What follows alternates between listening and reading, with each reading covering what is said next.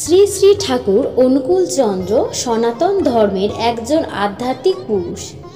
বাংলা 1295 সালের 30শে ভাদ্র পাবনা জেলার অদূরেই পদ্মা নদীর তীরে হিমায়িতপুর গ্রামে তিনি আবির্ভূত হন।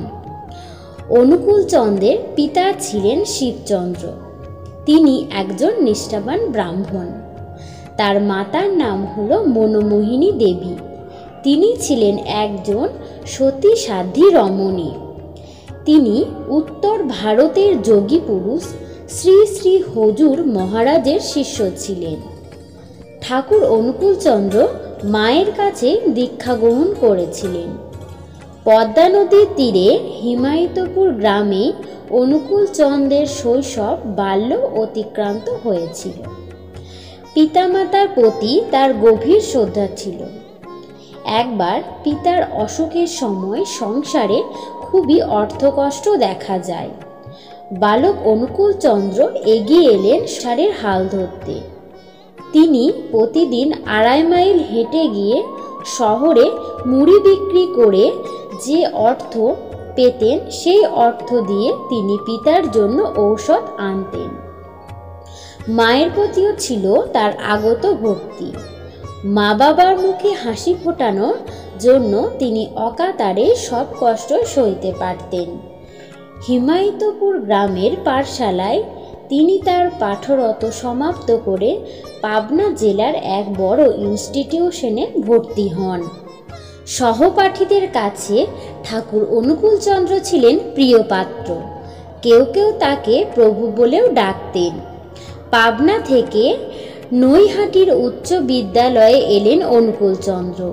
এখান থেকে প্রবেশিকা পরীক্ষায় তিনি মনোনীত হন, কিন্তু সেই পরীক্ষা দেওয়া তার ভাগ্যে জোটেনি।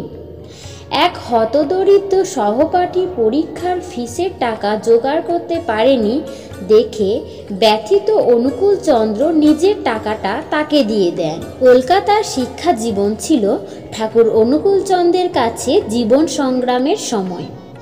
টাকার অভাবে ঠিকমতো খাওয়া পর্যন্ত জুটত না। কখনো রাস্তার ধারের কল থেকে জল খেয়ে কাটাতে হতো দিন। আর্থিক কষ্ট থাকলেও অনুকূলচন্দ্র ছিল মধুর অমায়িকতার ব্যবহার। তার ব্যবহারে মুগ্ধ হয়ে প্রতিবেশী ডাক্তার হেমন্ত কুমার চাটুর্যে ঔষধ সহ একটি ডাক্তারি বাক্স তাকে উপহার দেন। অনুকূলচন্দ্র ওই ঔষধ দিয়ে শুরু করলেন কুলি মজুরদের সেবা। সেবার আনন্দের সাথে সাথে যে সামান্য কিছু অর্থ আয় করত, তাতেই ক্রমে ক্রমে তার অর্থকষ্টের অবসান ঘটল। তবে তিনি শুধু দেহের চিকিৎসা করেন না, মনেরও চিকিৎসা করেন। তিনি উপলব্ধি করলেন মানুষের দুঃখের স্থায়ী নিবারণ করতে হলে শারীরিক, মানসিক ও আত্মিক এই 3 রকম রোগেরই চিকিৎসা দরকার। তিনি মানসিক ব্যাধির চিকিৎসা শুরু করলেন। অসহায় যারা, অবহেলিত যারা, অনুকূলচন্দ্র তাদেরই হলেন প্রাণের বন্ধু। তাদের তিনি নাম কীর্তন শুনিয়ে একটা কীর্তনের দল গড়ে তুললেন। কিন্তু কিছু কিছু শিক্ষিত তরুণও এই সময় তার প্রতি আকৃষ্ট হয়ে পড়লেন। এদের নিয়ে কীর্তনে মেতে উঠলেন অনুকূলচন্দ্র। তখন থেকে সমাগত ব্যক্তিগণ তাকে ডাক্তার না বলে ঠাকুর বলে সম্বোধন করতে থাকেন। ঠাকুর অনুকূলচন্দ্রের এই মহিমার কথা ক্রমশ ছড়িয়ে পড়তে লাগলো। তবে কীর্তনের ব্যাপারটা নিয়ে ঠাকুর গভীর চিন্তায় মগ্ন হলেন। তিনি উপলব্ধি করলেন কীর্তন মানুষের মনকে উপরের স্তরে নিয়ে যায় বটে, কিন্তু সে অবস্থা বেশিক্ষণ ধরে রাখতে পারে না। মনের স্থায়ী উন্নতি ঘটাতে চায় সৎনাম, স্মরণ ও মনের সাহায্যে ব্রহ্মার উপলব্ধি। তাই তার জন্য দীক্ষা একান্তই আবশ্যক।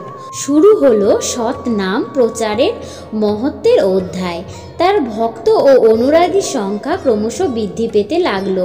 সৎসঙ্গের প্রতিষ্ঠায় ঠাকুর শ্রী অনুকূলচন্দ্র। প্রতিষ্ঠার নামের তাৎপর্য ব্যাখ্যা করে তিনি বলেন, সৎ ও সংযুক্তি সহিত তদ্গতি সম্পন্ন যারা, তারাই সৎসঙ্গী। আর মিলনের ক্ষেত্রই হলো সৎসঙ্গ। শুরু হলো মানস তৈরির আবাদ। কর্মের মাধ্যমে যোগ্যতর মানুষ গড়াই হলো এর লক্ষ্য। অন্যদিকে হিমায়তপুরে গড়ে উঠল ধর্ম কর্মের অপূর্ব সান্নিধ্যের সৎসঙ্গ আশ্রম। শিক্ষা, কৃষি, শিল্প, সুব্যবহারের আস্তিকের 4টি স্তম্ভের অভিব্যক্তি। এই আশ্রমের বিভিন্নমুখী কর্ম প্রতিষ্ঠানের বিদ্যায়তন গড়ে উঠল।